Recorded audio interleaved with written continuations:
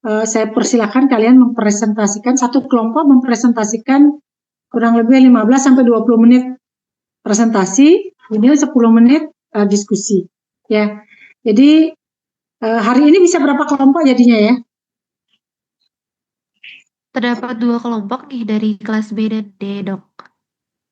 Oh, kelas B dan D 2 kelompok gitu ya? Oke, berarti perhitungan saya pas waktunya 1 jam presentasi dan diskusi. Karena nanti saya jam 8 ada meeting online dengan Bapak Widi 1 ya. Jadi saya persilahkan dulu kelas B untuk mempersiapkan presentasinya. Ya, tolong sebutkan nama siapa yang akan jadi host dari kelas kelas B yang akan presentasi. Silakan sebutkan namanya, saya akan ubah posisinya menjadi host. Silakan kelompok B, dari kelas B.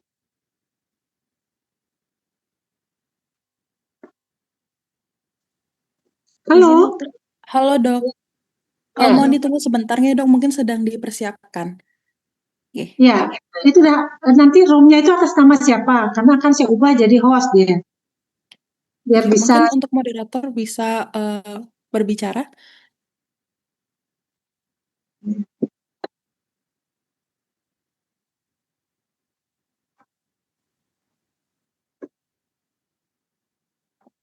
Silakan, siapa nih yang mau jadi host?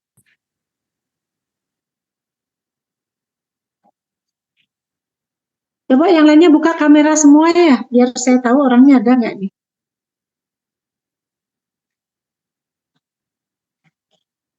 Ya, oke, dari kelas B, siapa yang akan presentasi? Laptopnya siapa yang akan dipakai? Akan saya jadikan kalian host. Siapa untuk nih? laptop atas nama Antara Yasenika dok. Antara Yas.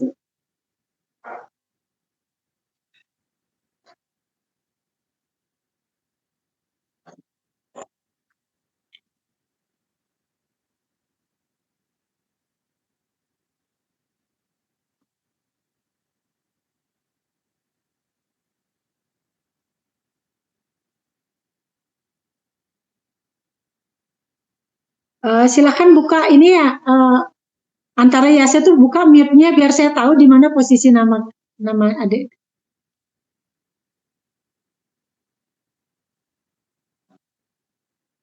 Halo Antara Yasa, silakan bicara. Orangnya ada nggak ini Antara Yasa?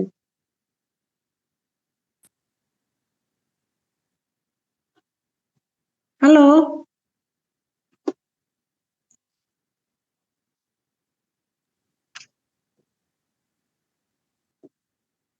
Oh, enggak ada yang namanya Antara Yasa di sini ya? Oh enggak dok, di sini terlihat belum, mungkin tadi sempat terpental sinyalnya. Oh ini Antara Yasanya sudah kembali dok. Seperti ada Suruh buka suara dulu Antara Yasa nih biar saya gampang nyarinya. Karena banyak.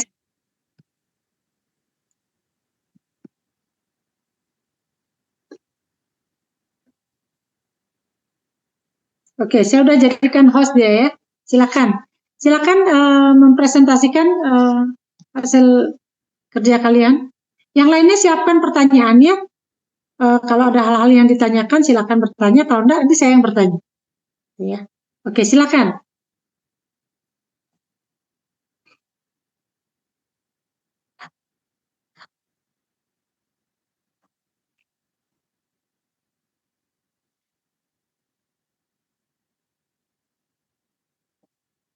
Mana yang mau presentasi nih?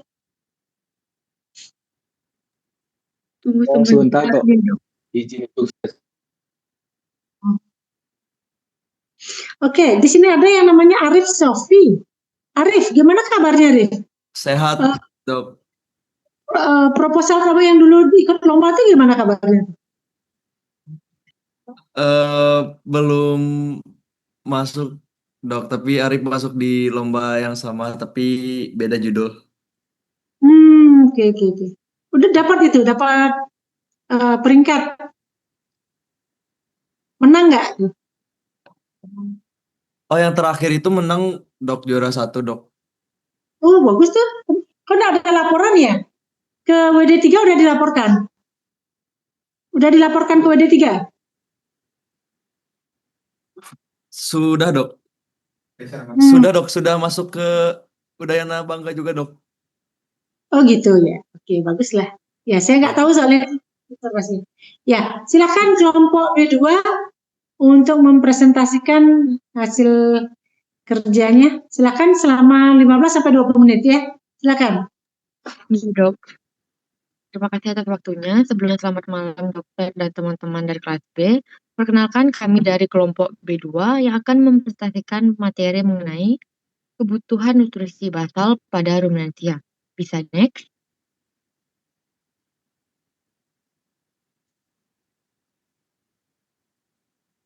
Baik, anggota kelompok dari B2 ada saya sendiri yaitu Niloy Lestari dengan IMAHIR 018, ada ini Nyoman Cinta Putri dengan IMAHIR 020, ada Imade Antarayasa dengan IMAHIR 026, ada Igusti Bagus Ramawijaya dengan IMAHIR 027, ada Putu Anindya Dino Saguna dengan IMAHIR 028, ada Nimade Pasca Manikasari dengan IMAHIR 031, dan ada Rabiatul Yaumil Asuro dengan IMAHIR 032. Bisa di next? Waktunya dihitung 20 menit ya, Dek ya, maksimal. Iya, Dok. Baik, pokok bahasan pada materi kita kali ini ada pengertian dari nutri basal, yang kedua karakteristik sistem pencernaan rumensia, yang ketiga komponen nutrisi basal, keempat kebutuhan energi basal, kelima kebutuhan protein basal, keenam mineral dan vitamin basal, tujuh pengertian dan kriteria nilai cerna, 8 faktor yang mempengaruhi kebutuhan nutri basal, 9 implikasi nutrisi basal pada manajemen pakan, dan terakhir yaitu kesimpulan. Bisa di next. Baik. Pengertian nutrisi basal, kebutuhan nutrien minimum yang harus dipenuhi untuk mempertahankan hidup normal hewan. Nutrisi ini meliputi energi, protein, lemak, karbohidrat, air, vitamin, dan juga mineral. Nah, pada ruminansia, nutrisi memiliki karakteristik khusus karena pakan terlebih dahulu difermentasi oleh mikroorganisme di dalam rumen, sehingga menghasilkan asam lemak folatis atau VVA sebagai sumber energi utama serta protein mikroba. Bisa di next.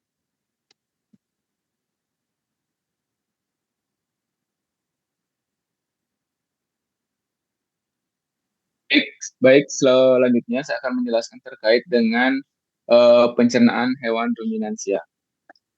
Baik, untuk hewan ruminansia seperti yang kita ketahui itu memiliki lambung yang kompleks, berbeda dari hewan monogastrik.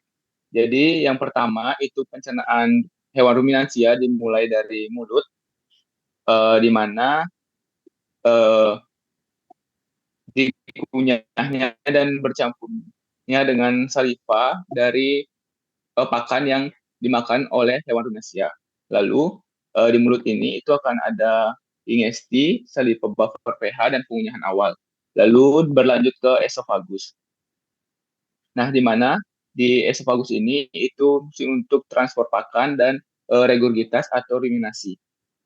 Untuk selanjutnya itu ada rumen. Nah, rumen itu adalah pusat fermentasi di mana mikroba di dalamnya memecah serat kasar itu menjadi asam lemak volatil atau PFA seperti asetat, propion,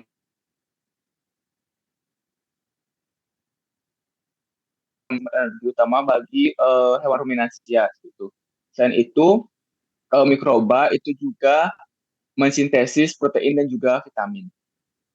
Setelah dari rumen, itu akan masuk ke retikulum, di mana retikulum ini itu akan menyaring partikel dan membentuk bolus untuk dikunyah ulang, walaupun perannya lebih ke mekanis, namun retikulum ini tuh juga ikut menyerap sebagian VFA karena letaknya berhubungan erat dengan rumen. Setelah itu barulah ke omasum. Di omasum ini terjadi penyerapan air dan mineral, di mana struktur lipatan omasum itu yang membuat permukaannya itu luas untuk penyerapan cairan. Sehingga pakan yang masuk ke abomasum itu lebih terkonsentrasi. Selanjutnya baru ke abomasum. Selanjutnya ke abomasum. Nah, di mana abomasum ini ring sejatinya. Disinilah terjadi pencernaan secara enzimatis dan oleh asam lambung. Nah, protein itu akan dipecah menjadi peptida dan asam amino yang kemudian akan diserap di usus halus. Nah, di usus halus barulah terjadi tempat penyerapan utama di mana asam amino, glukosa, asam lemak, vitamin dan mineral itu diserap oleh tubuh si hewan ruminansia. Sedangkan di usus besar nanti itu akan terjadi fermentasi lanjutan dan penyerapan air serta sebagian VVA yang masih tersisa. Nah, jadi penyerapan nutrisi pada ruminansia ini itu terjadi di beberapa tahap seperti yang saya jelaskan tadi. VFA itu di rumen, air dan mineral di omasum, protein, energi itu di usus halus, serta fragmentasi tambahan di usus besar. Mungkin untuk penjelasan selanjutnya akan dijelaskan oleh rekan saya.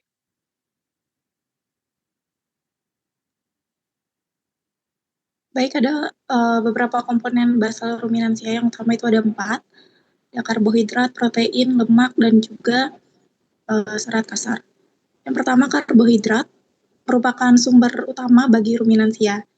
Di dalam rumen, karbohidrat akan difermentasikan oleh mikroba menjadi VFA atau volatile fatty acid, yaitu asetat, propionat, dan juga butirat. Nah, VFA ini akan menjadi sumber energi utama bagi ruminansia, di mana biasanya berasal dari hijauan, silase, dan juga konsentrat.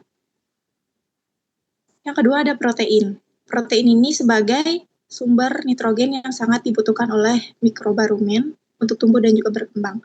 Protein dalam pakan ini terbagi menjadi 2, yaitu ada yang RDP dan juga RUP. Yang RDP ini rumen degradable protein, di mana yang dapat didegradasi di rumen, sedangkan yang RUP rumen undegradable protein yang tidak dapat didegradasi di dalam rumen. Yang ketiga ada lemak. Lemak ini berfungsi sebagai sumber energi tambahan yang padat serta membantu penyerapan vitamin yang larut dalam lemak seperti vitamin A, D, E, dan juga K. Contohnya sumber dari lemak ini dalam pakan adalah minyak nabati dan juga biji-bijian. Namun pemberiannya harus dibatasi karena kadar lemak yang terlalu tinggi itu dapat mengganggu aktivitas mikroba dalam rumen.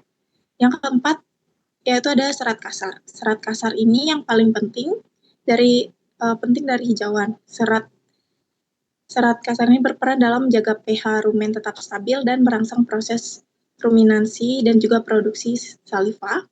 Kemudian di mana saliva ini sebagai buffer alami di dalam rumen sehingga mendukung kesehatan lingkungan rumen dan juga mencegah adanya asidosis. Kemudian bisa di next.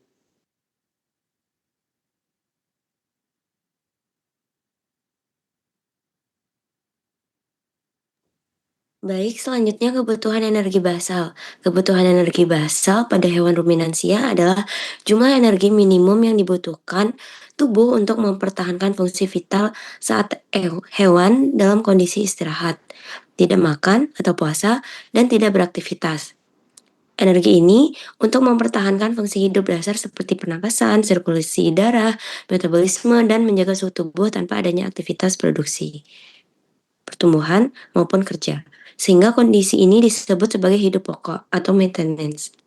Pada ruminansia, energi basal sering disebut sebagai basal metabolic energy atau net energy for maintenance. Besarnya kebutuhan energi basal dipengaruhi oleh berbagai faktor seperti bobot badan, spesies, umur, jenis kelamin, dan kondisi lingkungan. Sementara pada ruminansia, terdapat kehilangan energi yang cukup besar melalui feses, urin, gas metana, dan panas akibat proses fermentasi di dalam rumen. Selanjutnya boleh dilanjutkan oleh rekan saya.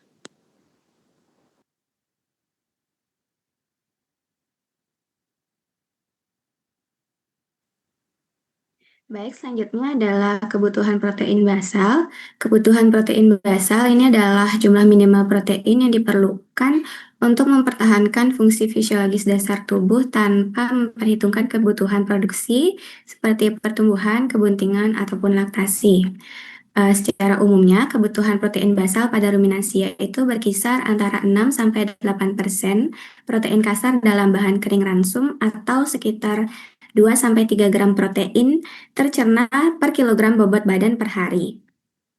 Pada ruminansia sendiri, pemanfaatan protein ini memiliki mekanisme yang khas karena melibatkan aktivitas mikroorganisme di dalam rumen, di mana protein pakan yang dikonsumsi akan mengalami degradasi oleh mikroba menjadi peptida, asam amino, dan juga amonia yang kemudian akan dimanfaatkan sebagai sumber nitrogen untuk sintesis protein mikroba. Selanjutnya, protein mikroba ini akan dicerna di usus halus dan menjadi sumber utama asam amino bagi ternak, selain protein pakan yang tidak terdegradasi di rumen atau rumen undegradable protein. Protein basal ini penting untuk menjaga fungsi tubuh, mendukung aktivitas mikroba rumen, dan juga meningkatkan efisiensi pencernaan serat. Untuk keperluan produksi seperti susu dan pertumbuhan, kebutuhan protein harus ditingkatkan di atas dari kebutuhan protein basal. Untuk selanjutnya akan dilanjutkan oleh rekan saya.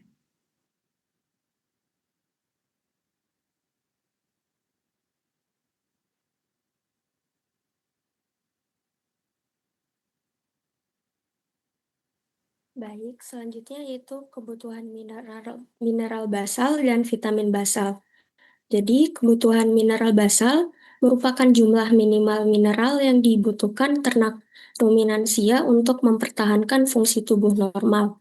Selain itu, berfungsi sebagai pengganti mineral yang hilang dari tubuh, lalu membantu pembentukan jaringan seperti tulang dan urat, serta mendukung proses produksi.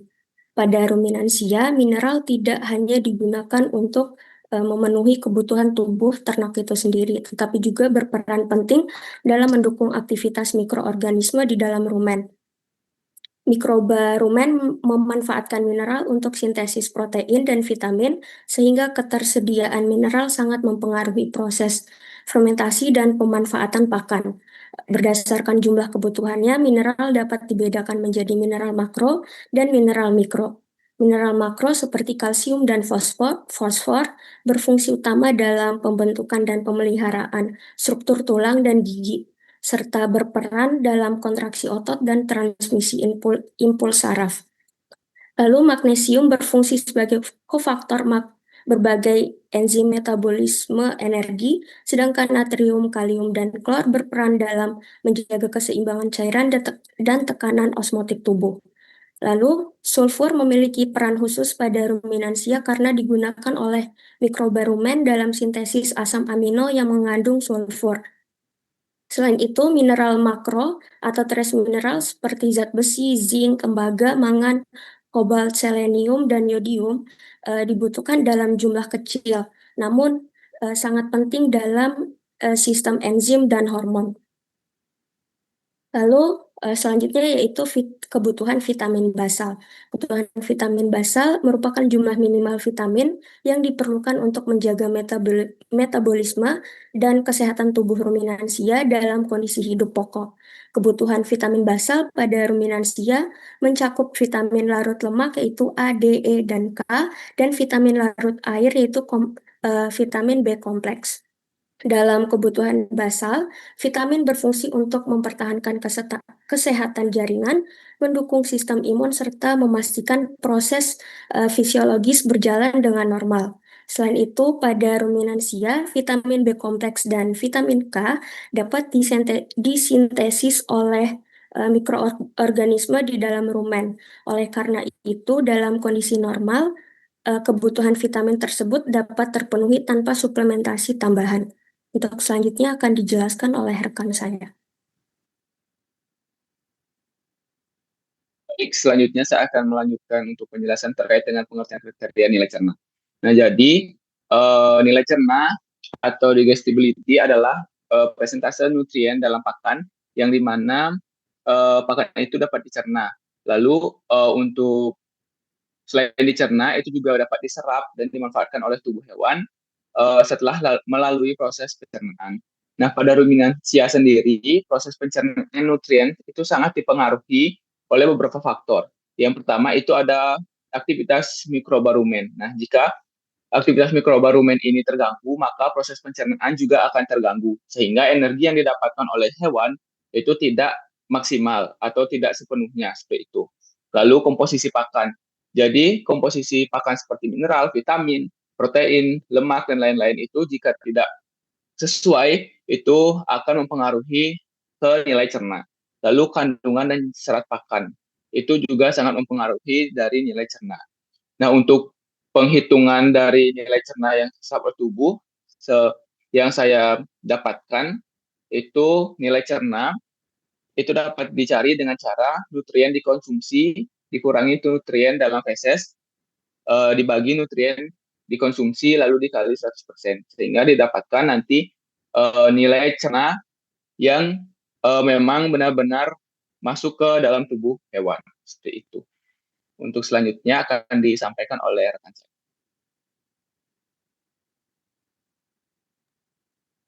Baik, selanjutnya itu adalah faktor yang mempengaruhi kebutuhan nutrisi basal. Yang pertama itu bobot badan, di mana semakin besar bobot badan ternak, semakin tinggi juga kebutuhan nutrisi basal untuk mempertahankan fungsi fisiologi tubuh. Yang kedua itu umur. Nah, ternak muda memiliki kebutuhan nutrisi yang lebih tinggi persatuan bobot badan dibandingkan ternak dewasa karena aktivitas metabolisme yang lebih cepat. Yang ketiga itu jenis dan spesies ternak. Perbedaan spesies dan bangsa ternak seperti sapi, kambing, domba itu mempengaruhi laju metabolisme dan efisiensi pemanfaatan nutrien. Nah, yang keempat itu lingkungan, di mana suhu dan kelembaban lingkungan mempengaruhi kebutuhan energi basal. Misalnya stres, panas atau dingin, sehingga meningkatkan kebutuhan nutrisi. Yang kelima itu kualitas dan nilai cerna pakan, di mana pakan dengan nilai cerna tinggi memungkinkan pemenuhan kebutuhan nutrisi basal secara lebih efisien dibandingkan dengan pakan berserat kasar tinggi. Bisa di next?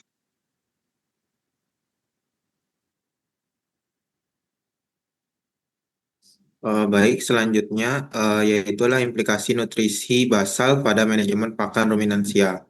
Nah, pemenuhan dari nutrisi basal yang tepat itu sangat penting karena dapat mendukung aktivitas mikroba dari rumen yang berperan utama dalam proses pencernaan itu sendiri. Nah, jadi dengan kondisi rumen yang optimal, efisiensi pemanfaatan pakan juga akan meningkat. Nah, selain itu, nutrisi basal yang terpenuhi dengan baik akan membantu menjaga kondisi tubuh dan kesehatan ternak, sehingga ternak itu juga dapat berfungsi secara normal. Namun, sebaliknya, jika terjadi kekurangan atau ketidakseimbangan dari nutrisi basal tersebut, maka proses fermentasi di dalam rumen itu dapat terganggu. Nah, hal ini yang akan menyebabkan penurunan dari efisiensi pakan dan juga dapat memicu gangguan metabolisme seperti misalnya asidosis dan juga bloat.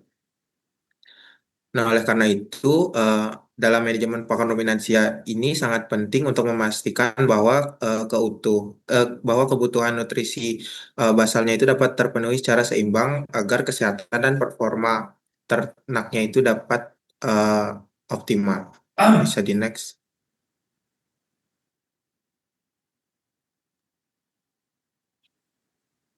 Baik, yang terakhir yaitu kesimpulan kebutuhan nutrisi basal merupakan kebutuhan dasar ruminansia untuk mempertahankan fungsi vital tubuh tanpa memperhitungkan aktivitas produksi yang mencakup energi, protein, mineral, vitamin, dan juga air.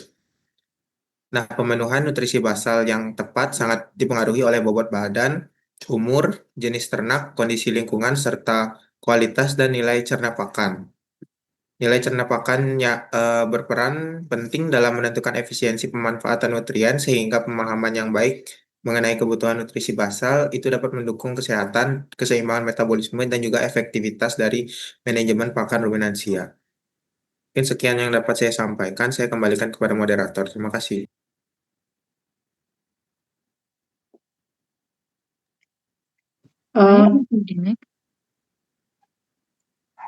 Oke, adik-adik mungkin itu aja dulu. Sekarang silakan lanjut ke kelompok D dulu ya untuk presentasi.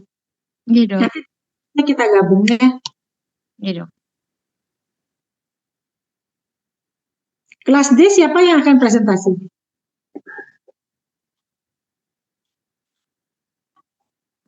Dari kelompok D2, Dok. Iya, namanya siapa yang akan presentasi? Kan saya ubah jadi host sekarang.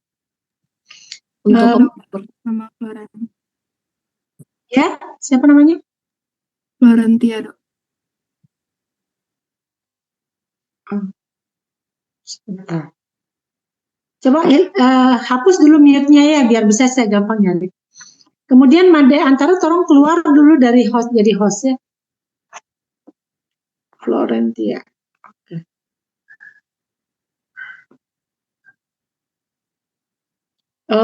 Made Antara keluar dulu dari host.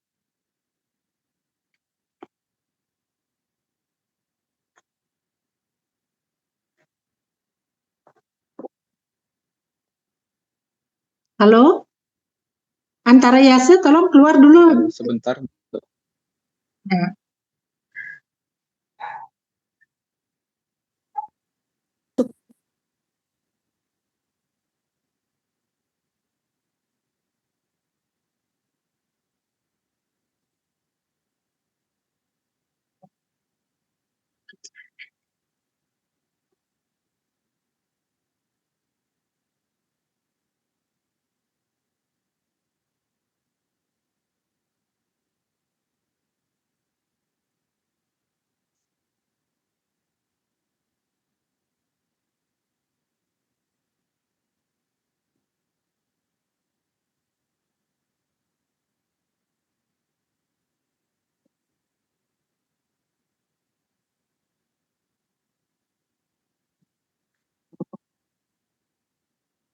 Gimana kok enggak keluar-keluar Antara Yase nih saya?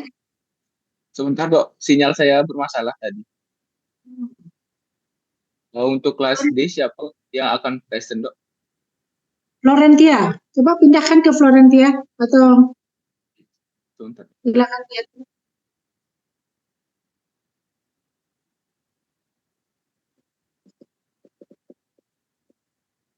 Ya, silakan Florentia jadi host. Terima kasih, Dok. Oke.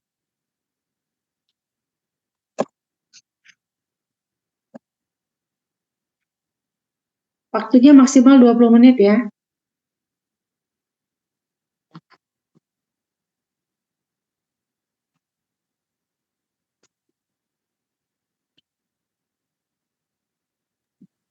Baik, selamat malam dokter dan teman-teman sekalian. Pada kesempatan kali ini, kami dari kelompok D2 akan mempresentasikan tugas kami yang berjudul Kebutuhan Nutrisi Basal pada unggas.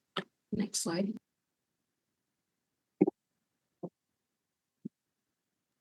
Baik, berikut ini merupakan Skip aja ya. anggota dari D2. Di skip aja. Ya, yang percepat.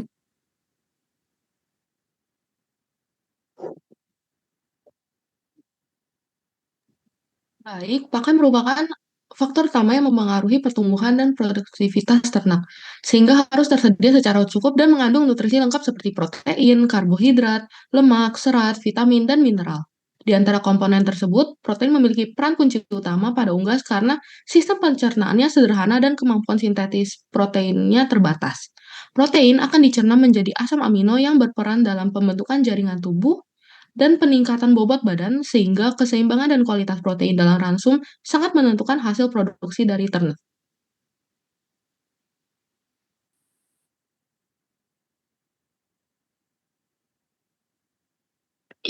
Baik, di sini saya akan menjelaskan dari ransum seimbang pada unggas. Jadi yang pertama itu, jadi dalam penyusunan ransum unggas terdapat 5 komponen nutrisi utama yang harus diperhatikan, yaitu ada yang pertama karbohidrat, protein, lemak, vitamin, dan mineral. Nah, kelima komponen ini harus tersedia dalam proporsi yang seimbang karena masing-masingnya memiliki fungsi yang berbeda namun saling berkaitan dalam mendukung metabolisme, pertumbuhan, dan produktivitas si unggas. Yang pertama itu adalah karbohidrat. Jadi karbohidrat ini merupakan sumber energi utama yang paling diprioritaskan oleh tubuh. Karbohidrat ini umumnya berasal dari bahan pakan seperti jagung, gandum, dan sorghum yang kaya akan pati. Lalu kemudian akan dicerna dan menjadi glukosa untuk digunakan sebagai energi dari sel. Namun apabila kita masih memerlukan energi, namun karbohidratnya tidak terpenuhi, maka tubuh akan mencari sumber energi lain, yaitu adalah si protein. Protein ini berperan sebagai pertumbuhan dan pembentukan jaringan tubuh, terutama otot. Sumber protein dapat berasal dari bungkil kedelai yang memiliki kandungan protein kasar sekitar 40 hingga 48%. Dari sumber hewani seperti tepung ikan dan tepung daging. Namun pemanfaatan protein sangat dipengaruhi oleh kesetiaan energi dari karbohidrat tersebut. Lalu selanjutnya ada lemak, di mana lemak ini berfungsi sebagai sumber energi tambahan selain karbohidrat, serta menyediakan asam lemak esensial yang dibutuhkan tubuh. Lemak biasanya berasal dari minyak nabati maupun minyak hewani. Sementara itu, vitamin dan mineral berperan sebagai zat pengatur dalam proses metabolisme, di mana vitamin itu berperan sebagai pengatur metabolisme dan diperlukan dari perneks vitamin maupun bahan pakan alami. Untuk mineral itu berfungsi dalam membentukkan tulang dan fungsi fisiologis yang diperlukan dari batu kapur, tepung tulang, atau fosfor, dan juga garam atau natrium. Boleh di next.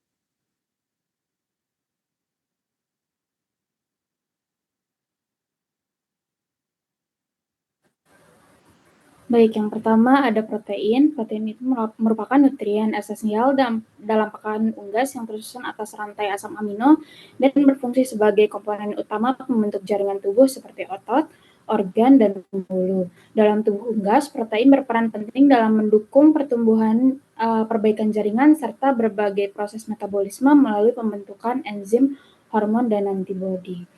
Nah, protein di sini tersusun dari asam amino. Asam amino ini harus tersedia dalam pakan karena tidak dapat disintesis oleh tubuh. Contoh utama asam amino itu ada metionin.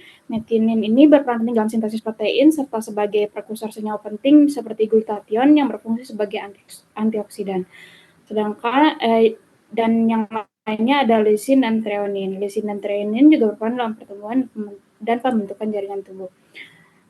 Fungsi dari protein ini yang pertama untuk mendukung pertumbuhan dan peningkatan bobot badan, perbaikan jaringan tubuh, pembentukan dan perkembangan bulu, berperan dalam fungsi metabolisme tubuh, berfungsi juga dalam pembentukan enzim dan hormon, berfungsi juga untuk pemeliharaan tubuh, dan pembentukan komponen penting dalam pembentukan telur, dan protein yang dikonsumsi akan dipecah menjadi asam amino dan digunakan untuk membentuk jaringan seperti otot atau daging.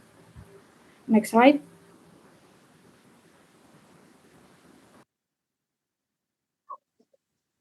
Berikutnya ada sumber protein, di mana sumber protein sendiri terbagi dua, yaitu ada protein nabati dan protein hewani.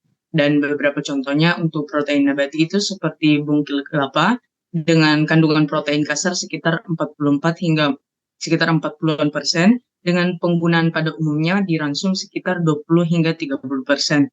Dan untuk jagung dengan kandungan protein sekitar 8 hingga 9%, dan penggunaan pada ransum biasanya 40 hingga 60%. Dan juga ada bungkil kelapa sawit yang kandungan proteinnya 16 sampai 18% dengan penggunaan 5 sampai 10%. Kemudian ada bungkil bunga matahari atau canola dengan kandungan protein sekitar 30 hingga 40% dengan penggunaan pada ransum 5 hingga 15%. Tapi keterbatasan dari protein nabati ini sendiri ada beberapa, yaitu kekurangan beberapa asam amino esensial seperti lisin dan metionin, dan juga kandungan faktor antinutrisi seperti tanin, saponin, dan fitat yang dapat menghambat penyerapan nutrisi. Tetapi untuk kelebihannya sendiri ada sumber protein nabati ini mudah didapat dan harganya relatif lebih murah. Dan untuk berikutnya ada sumber protein hewani seperti tepung ikan dengan protein kasar mencapai 55 hingga 65% dengan penggunaannya biasa 3 hingga 10%. Ada meat and bone meal dengan kandungan 45 sampai 55% dengan penggunaan 3 hingga 7%.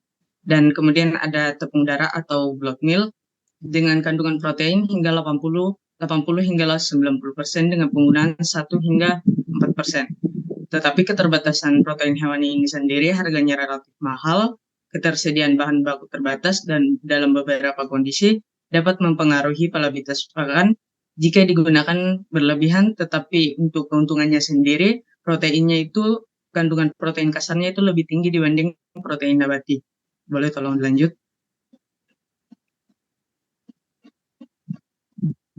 Kemudian ada dampak dari kekurangan dan kelebihan protein itu sendiri, di mana dampak dari kekurangan protein ada gangguan pertumbuhan, penurunan produksi telur, kerusakan bulu, penurunan sistem kekebalan tubuh, dan penurunan massa otot.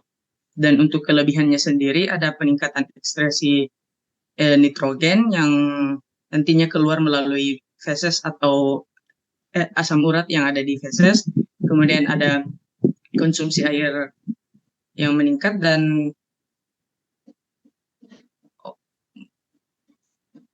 kondisi liter yang menjadi basah, kemudian resiko penyakit meningkat, dan protein yang tidak dimanfaatkan tubuh akan terbuang hingga efisiensi pakan menurun dan biaya produksi meningkat.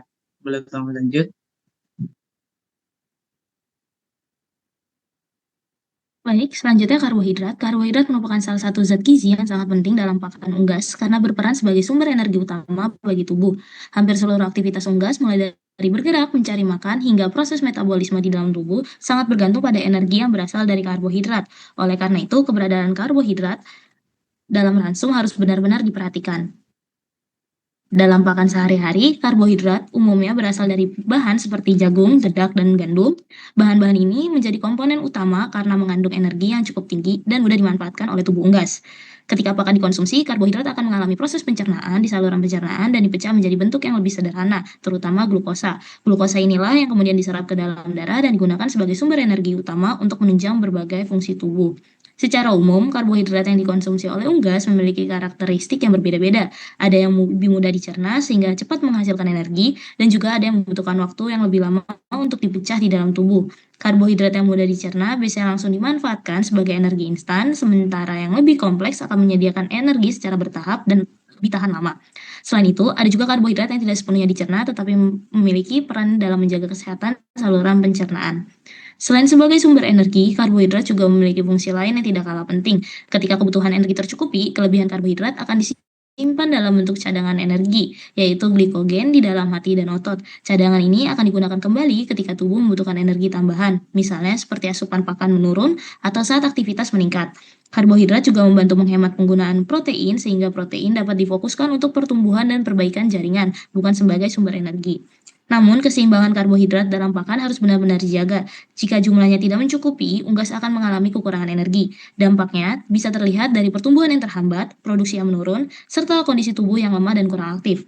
Dalam jangka waktu tertentu, tubuh bahkan akan mulai menggunakan cadangan lemak dan protein sebagai sumber energi pengganti, yang justru dapat merugikan kondisi fisiologis unggas. Di sisi lain, jika karbohidrat diberikan secara berlebihan, hal ini juga tidak baik.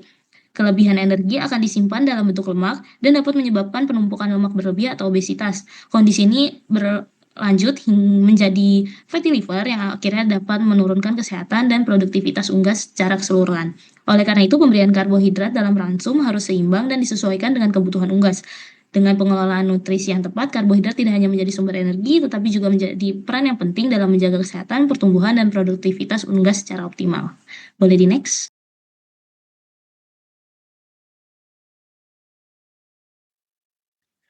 Baik, selanjutnya yaitu lemak. Lemak atau lipid merupakan salah satu nutrisi makro sebagai sumber energi utama pada unggas, dengan kandungan energi yang lebih tinggi dibanding karbohidrat. Lemak pada unggas berasal dari pakan atau hasil sintesis de novo di hati yang kemudian disimpan dalam jaringan seperti lemak abdomen, subkutan, dan intramuskular. Adapun fungsi dari lemak sebagai sumber energi utama metabolisme, selain itu lemak juga merupakan sumber asam lemak esensial yang tidak dapat disintesis oleh tubuh, seperti linoleat dan linolenat yang penting untuk pertumbuhan, kesehatan kulit, dan produksi telur. Selanjutnya, lemak juga berfungsi membantu absorpsi vitamin larut lemak seperti vitamin A, D, E, dan K. Lemak juga berfungsi sebagai insulator untuk menjaga suhu tubuh dan juga melindungi organ-organ vital seperti mata, ginjal, dan lain-lainnya. Selanjutnya yaitu akibat dari defisiensi lemak. Yang pertama, pertumbuhan akan terhambat dan juga unggas mengalami penurunan berat badan. Selanjutnya, defisiensi asam lemak esensial dapat mengakibatkan bulu unggas menjadi kusam dan produksi telur menurun. Selanjutnya, akan mengalami gangguan reproduksi. Kekurangan lemak juga menyebabkan penyerapan vitamin terganggu yang dapat memicu kelainan tulang akibat kekurangan vitamin D dan gangguan pembekuan darah akibat kekurangan vitamin K. Sebaliknya, jika lemak diberikan secara berlebihan, hal ini juga dapat menimbulkan beberapa gangguan seperti penimbunan lemak di abdomen, penurunan kualitas karkas, inefisiensi penggunaan pakan, di mana pakan tidak dimanfaatkan secara optimal sehingga banyak yang menjadi lemak. Selanjutnya, fatty liver syndrome. Ini terjadi penumpukan lemak di hati yang dapat mengganggu fungsi organ dan juga peningkatan kolesterol tubuh dan penurunan performa produksi. Next slide.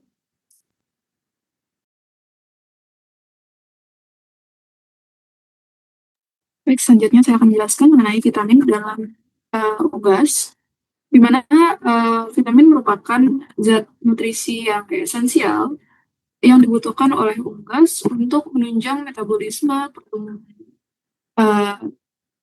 pertumbuhan tubuh, reproduksi, dan juga untuk menjaga sistem kekebalan tubuhnya. Nah, secara umum, unggas ini membutuhkan vitamin larut lemak yaitu A, D, E, dan K, di mana A ini berperan dalam kesehatan mata dan juga daya tahan tubuh. Kemudian vitamin D berperan untuk metabolisme kalsium dan juga pembentukan tulang serta cangkang telurnya. Kemudian vitamin E sebagai antioksidan dan juga untuk mendukung fungsi imunnya, serta vitamin K ini berperan untuk proses pembukaan darah. Nah, selain itu, unggas juga membutuhkan vitamin yang larut air yaitu B kompleks dan juga vitamin C yang berfungsi sebagai penunjang metabolisme energi, kemudian fungsi saraf, dan juga untuk membantu menghadapi stres. Nah, kekurangan vitamin dalam tubuh dapat menyebabkan berbagai gangguan, contohnya seperti pertumbuhan yang terhambat, kemudian tulang yang lemah, gangguan saraf, hingga bisa terjadi penurunan daya tahan tubuh dan juga produksi. Nah, selain itu, kelebihan vitamin dalam tubuh itu umumnya jarang terjadi pada vitamin yang larut air, namun vitamin yang larut lemak dapat bersifat toksik jika diberikan secara berlebihan. Nah, oleh karena itu, unggas membutuhkan pemenuhan vitamin yang seimbang dan juga untuk menjaga kesehatan dan juga produktivitas unggas.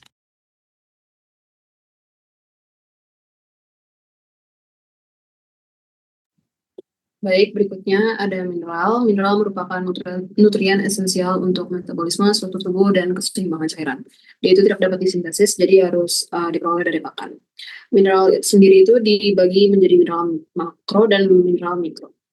Di mineral makro itu ada kalsium dan fosfor yang berperan dalam pembentukan tulang dan cangkang telur. Sumbernya bisa dari tepung tulang, biji-bijian. Lalu ada natrium, kalium, dan klorida. Itu untuk menjaga keseimbangan elektrolit dan osmotik dan mendukung fungsi saraf dan otot. Sumbernya itu bisa dari garam. Magnesium itu sebagai kofaktor enzim dan membantu metabolisme energi. Sumbernya bisa dari biji-bijian atau penghijauan. Kalau di mineral mikro itu ada zat besi, pembentukan hemoglobin. Itu untuk pembentukan hemoglobin, sumbernya bisa dari tepung ikan, hijauan. Lalu ada seng, itu untuk pertumbuhan kulit dan imun. Sumbernya itu dari premix mineral dan biji-bijian.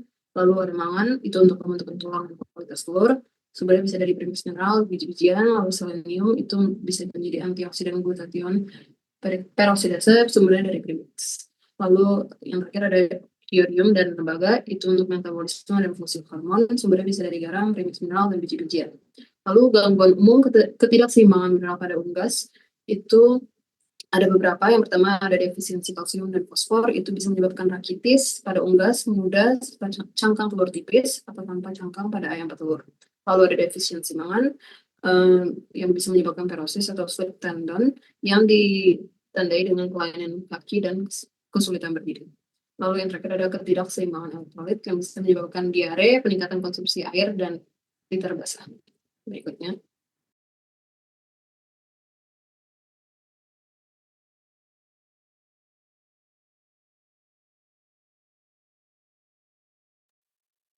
Kesimpulannya, pakan merupakan faktor utama dalam menentukan pertumbuhan, kesehatan, dan produktivitas unggas, sehingga ransum harus disusun secara seimbang dengan kandungan protein, karbohidrat, lemak, vitamin, dan mineral.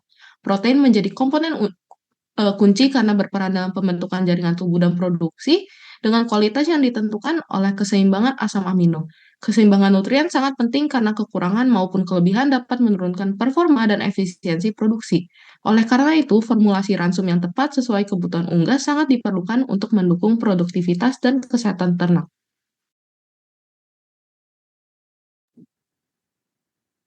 Baik, berikutnya.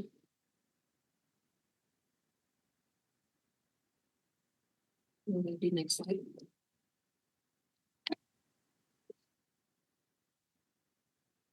Oke, untuk selanjutnya kita langsung aja ya dengan diskusi. Silakan dari kelas B bertanya ke kelas D, begitu sebaliknya. Atau dari umum juga boleh ya, dari siapa ke siapa nanya gitu silakan. Mungkin saya minta tolong Michelle untuk jadi moderatornya ya. Menampung pertanyaan, kemudian mendistribusikan pertanyaan. Silakan. Baik, untuk teman-teman, apakah ada yang ingin bertanya?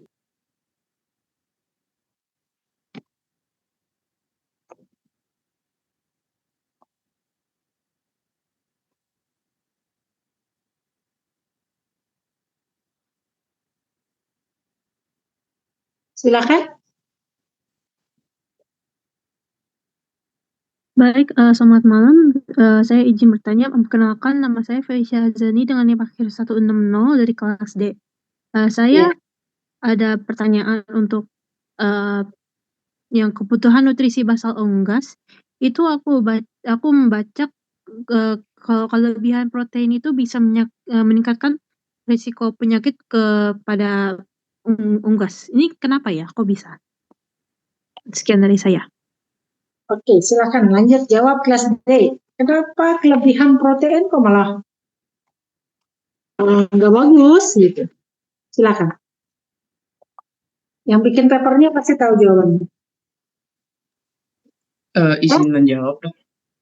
Terus sebutkan tadi siapa yang bertanya?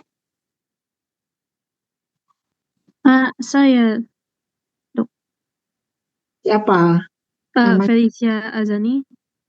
Felicia, oke. NIM-nya berapa? D, NIM akhirnya 4 nomor belakangnya 1160. 1160. Oke, silakan yang mau jawab tadi. Sebutkan juga namanya ya. Izin menjawab, Dok. Ya. Saya Angelica Pabutungan dengan NIM akhir 076. Silakan. Jadi kenapa dia kelebihan protein itu bisa buat nimbulin penyakit? Itu karena nantinya kelebihan protein itu kalau udah nggak dipakai nanti dia keluar jadi deaminasi dan keluarnya itu jadi asam urat di feses. Nah, asam urat di feses ini di kondisi kandangnya itu nantinya akan menjadi lembab dan basah, soalnya juga kebutuhan airnya mereka meningkat. Nah, karena kondisi liternya yang basah atau kandangnya yang basah ini biasanya kayak patogen-patogen atau mikroorganisme yang buat sakit kayak bakteri atau jamur gitu, mereka bisa jauh lebih cepat berkembang di kondisi yang kayak lembab gitu. Terus nantinya biasanya penyakit yang muncul itu kayak penyakit pernafasan. Oke, Angelica, pernah nggak memperhatikan unggas yang kelebihan protein? Ciri khasnya apa ya? Kalau dilihat dari fesesnya apa tuh ciri khasnya? Asam uratnya, Dok, yang putih-putihnya itu lebih banyak. Oke, jadi kalau di feses itu ada putih-putih itu, kamu bisa curiga nih ya, bahwa di situ ada kandungan asam urat yang tinggi. Kemudian kerugian lainnya, coba Gabriela Nikita yang jawab. Kerugian lainnya kalau dalam pakan unggas itu komposisi proteinnya terlalu tinggi, gitu. Kira-kira kelemahan untuk produksi unggas itu apa?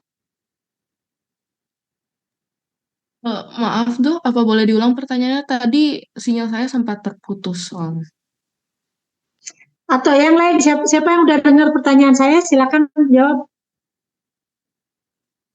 Apalagi kelemahannya kalau komposisi pakan yang diberikan ke unggas itu ternyata komposisi proteinnya terlalu tinggi? Mungkin boleh saya jawab, Dok? Ya, silakan. Siapa nih?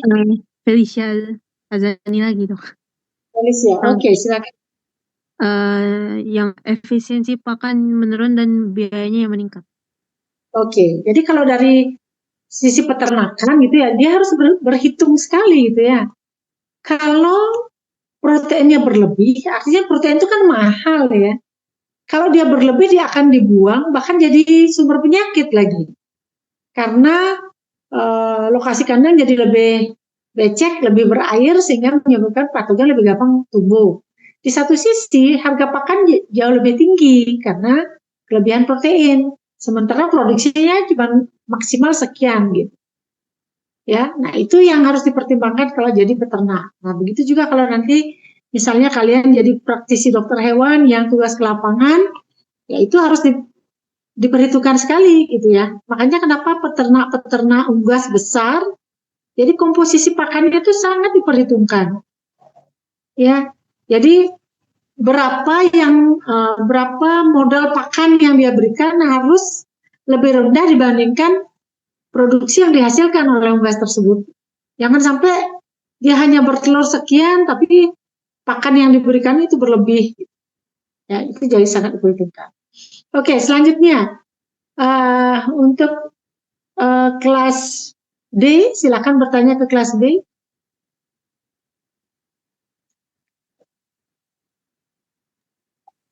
Sebelumnya izin masuk, dokter. Ya. Jadi ada satu penanya di kolom chat karena tidak bisa on mic. Jadi selamat malam, perkenalkan saya Dinda Olivia dengan NIM 23126. Izin untuk bertanya untuk kelas B, bagaimana kondisi lingkungan panas atau dingin itu memengaruhi kebutuhan nutrisi basal ruminansia? Terima kasih. Ya, silakan dijawab.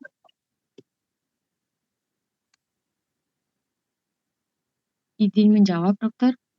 Silakan, siapa nih yang jawabnya? Nilwa Ilustari dengan NIM Mahir 018. Iya.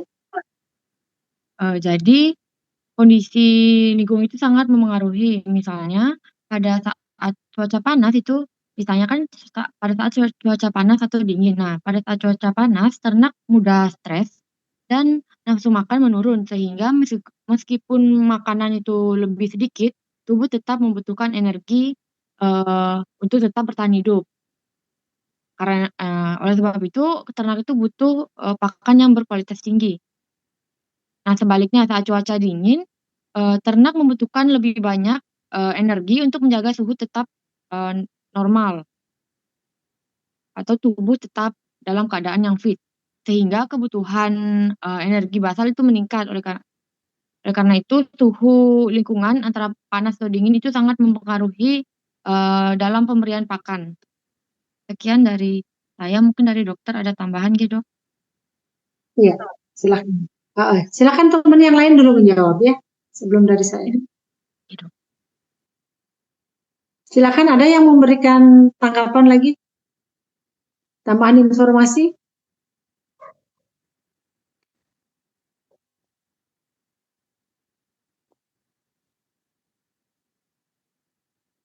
Silakan. Ya.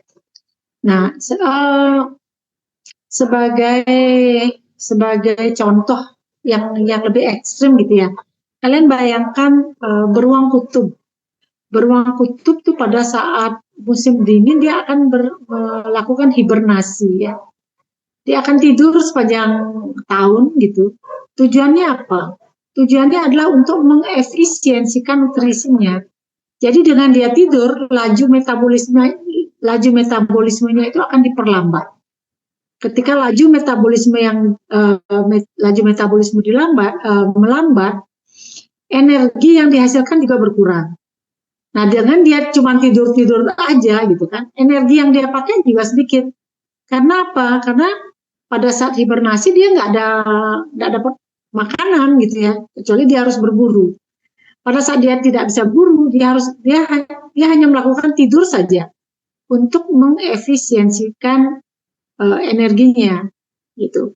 Karena selama hibernasi, energi basal ya yang didapat oleh beruang itu adalah dari proses perombakan lemak yang ada di dalam tubuhnya gitu. Ya, jadi pada masa-masa berburu dia akan makan sebanyak-banyaknya sehingga terdapat akumulasi lemak di tubuhnya. Sementara pada saat musim dingin dia melakukan hibernasi, dia tidur aja gitu di gua, ya. Tujuannya adalah untuk mengefisien. Kalau dia lari-lari banyak banget dia perlu energi kan. Kalau dia berburu banyak sekali dia perlu energi. Sementara kalau musim salju kemungkinan dia dapat mangsa kan sangat sedikit gitu. Begitu juga untuk memenuhi kebutuhan kalori untuk memanaskan suhu tubuh.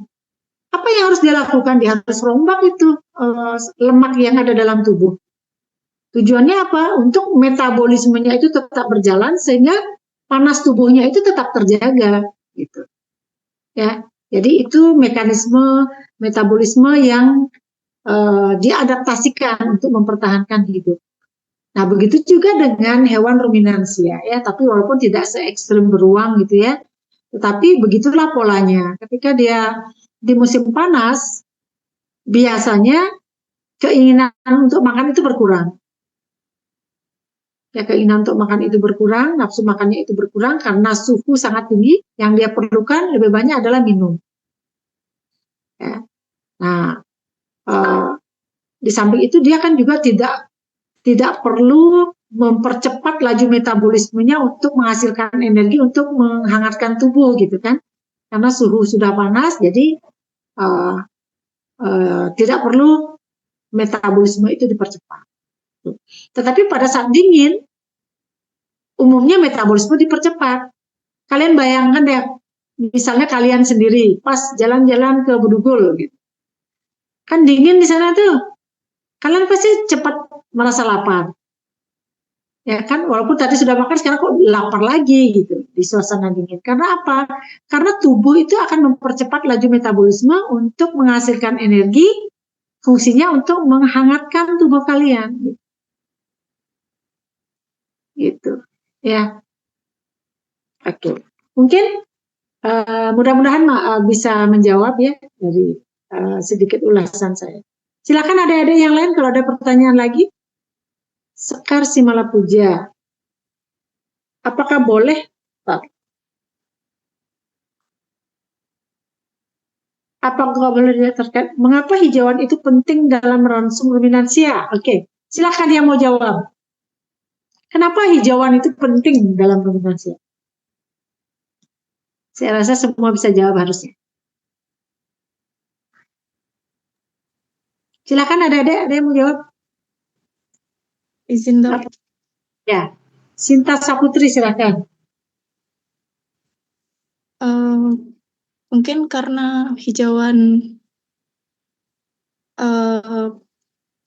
pakan ruminansia itu penting karena serat dari hijauan itu membuat ternak ini lebih lama untuk mengunyah dan juga meruminasi, di mana proses ini meningkatkan produksi saliva yang mengandung bikarbonat dan juga fosfat sebagai buffer alami. Selain itu juga serat dari hijauan ini difermentasi lebih lambat dibandingkan pati atau gula. Jadi jika misalnya hijauannya kurang, mungkin ruminansinya juga berkurang, produksi saliva juga menurun, di mana itu sangat penting untuk dari metabolisme dari ruminansia ini. Mungkin seperti itu dok. Mungkin ada tambahan dari teman-teman. Ya. Oke. Silakan, ada yang mau menjawab lagi? Izin dok, saya izin menambahkan. Ya, sebutkan nama dan NIM ya. Saya Rama, NIM akhir 027 dok. Ya. Mungkin Silakan.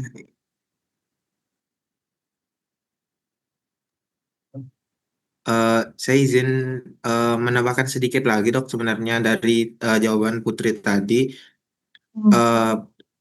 Serat dari hijauan itu yang tadi dijelaskan Putri itu merangsang aktivitas mengunyah dan juga memproduksi saliva. Saya izin menambahkan dari produksi saliva itu dapat membantu menstabilkan pH rumen agar eh, mikroorganisme yang di dalam rumen itu juga dapat tetap optimal, Dok. Menurut saya seperti itu. Oke. Ya. Silakan, ada lagi yang coba menjawab?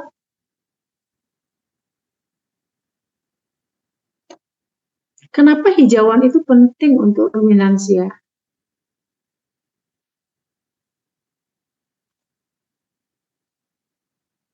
Silakan, ada lagi yang mau menjawab?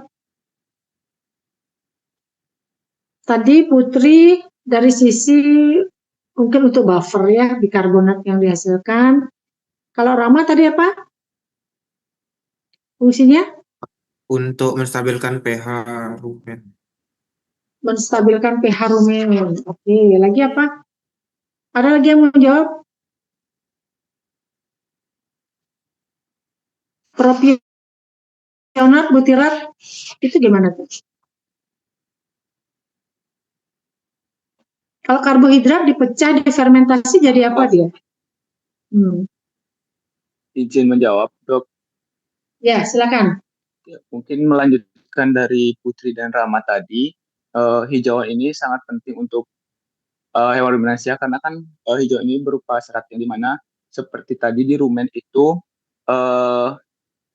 serat ini akan difermentasi menghasilkan yang VFA tadi sebagai sumber energinya. Nah, jika tidak mengandung serat, maka VFA ini tidak akan dihasilkan dari proses fermentasi, mungkin seperti itu, Dok. Jadi energi dari ruminansia ini menurun sehingga kekurangan dari nutrisinya. Mungkin itu, Dok. Oke, tadi itu sebenarnya udah dijawab semua ya. Jadi hijauan itu sangat penting untuk ruminansia karena itu merupakan sumber karbohidrat utama. Ya, dari karbohidrat itu setelah difermentasi oleh mikroba yang ada di dalam rumen akan dihasilkanlah volatil fatty acid, propionat, butirat. Satu lagi apa?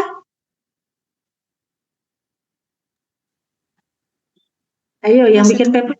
Asetat dong. Ya? Asetat dong. Nah, itu semua sebenarnya merupakan bahan baku untuk pembentukan energi di dalam tubuh ruminansia. Gitu. Nah, kemudian hijauan itu selain mengandung pati, gitu ya, juga mengandung serat. Nah, serat ini kalau di manusia dan mungkin tubuh hewan mamalia lain, serat itu dia akan diekskresikan bersama feses. Tapi berbeda dengan ruminansia. Di dalam tubuh ruminansia itu, di saluran pencernaannya, dia memiliki enzim yang mampu mencerna selulosa. Jadi hijauan itu dicerna secara optimal, nggak ada yang kebuang gitu loh. Makanya kenapa ruminan itu pakannya kan cuma rumput ya, rumput dan sedikit konsentrat. Tetapi berat badan tubuhnya, berat ototnya sebegitu sampai ratusan kilogram kan. Karena apa? Karena efisiensi pemanfaatan karbohidrat itu sangat optimal. Hijauan yang diberikan itu nggak cuma partinya saja yang dia manfaatkan, tetapi sampai serat-serat selulosanya itu pun dia bisa manfaatkan. Karena apa? Pertama, dia punya keunggulan, punya mikroba di dalam ruminansia. Kemudian secara mekanik, dia punya kebiasaan dengan cara regurgitasi. Ya. Dikunyah dulu sebentar, ditelan, difermentasikan, dimuntahkan lagi ke rongga mulut, dikunyah lagi. Jadi sangat efisien pemanfaatan energi yang ada di dalam pakannya. Gitu. Ya, itu yang menyebabkan kenapa hijauan itu sangat penting. Karena memang sumber bahan baku karena hijauan itu merupakan sumber bahan baku untuk pembentukan energi di dalam tubuh ruminansia. Gitu ya.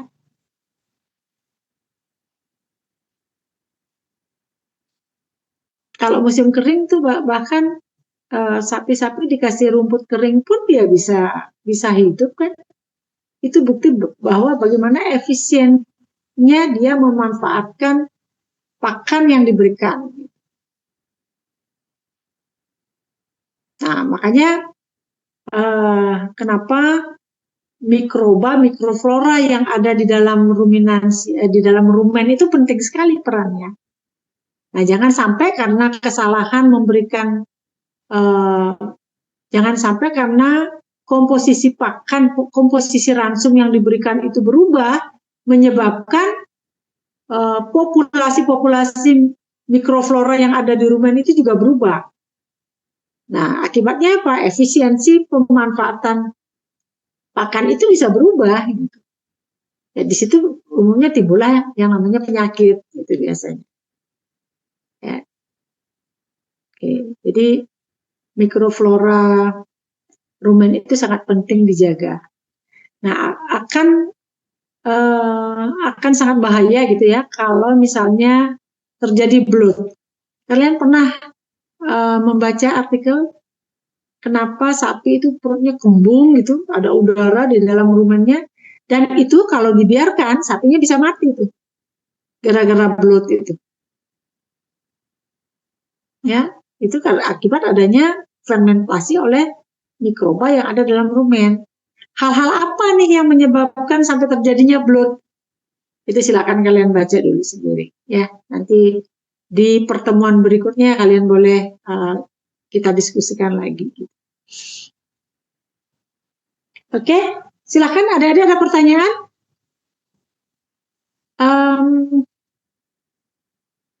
Berarti kita ketemu lagi pada tanggal 16 April ya dengan kuliah. Astungkara kita bisa kuliah ketemu secara offline ya, tanggal 16 April.